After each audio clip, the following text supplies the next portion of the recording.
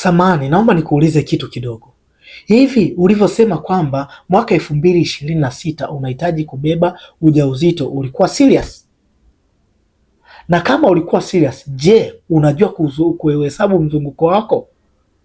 Manake unaweza ukasema unahitaji mtoto 2026 afu plani zako kumbe ni kubeba mimba mwezi wa 6 au mwezi wa 4 au mwezi wa 5. Unajua kuhesabu mzunguko wako? Na vipi, unajua ni jinsia gani ya mtoto unahitaji kuwa naye?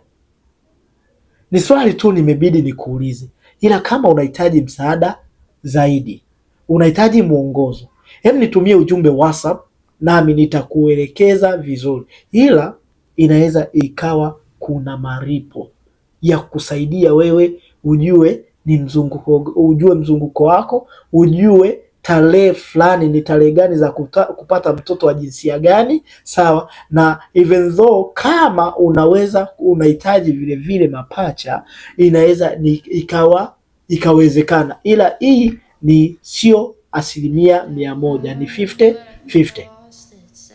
Na kama unakutana na mimi siku ya leo ndo umeiona video yangu, usiache kufollow, kulike na kushare ili watu wengi wapate elimu hii.